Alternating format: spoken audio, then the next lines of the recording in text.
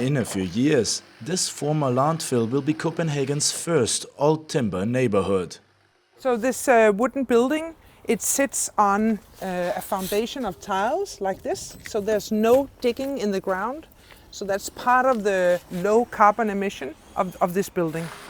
According to lead designer Sinne Kongebro, using timber instead of conventional materials makes construction twice as fast. And this is the insulation that's inside the outer wall. It's also wooden fibers. So the carbon footprint of this development here is almost zero because of it's made out of biogenic. Denmark's green landmark Felleby, which is designed by the Henning Larsen firm, will provide homes to 5,000 people. Despite covering 2/3 of the former grass field with buildings, the project is set to triple the area's biodiversity through birdhouses and other animal habitats integrated in the facades and landscaping. No other city has recently produced as many award-winning architects and building innovations as Copenhagen.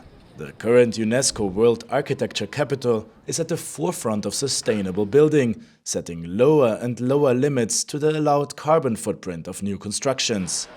City Hall member Jens Christian Lütken says the recycling of building materials can help developers to stay within emission limits. How can we reuse materials in the building process? Because the construction business, they're throwing out a lot of things. Can we reuse them and can we be a role model for the rest of the world in that way? That's a way to save a lot of CO2. You will find here the steel beam from the previous building that was here, but also the column. They are from the existing building on the site that we have been reused.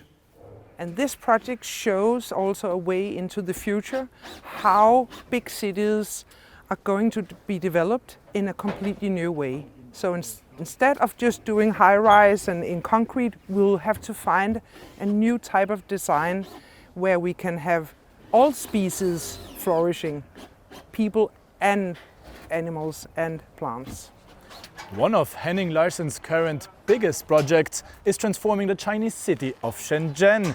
Working with two partners, the Danish firm has developed a green and sustainable master plan to reinforce the reputation of Shenzhen's business district as China's main center for innovation.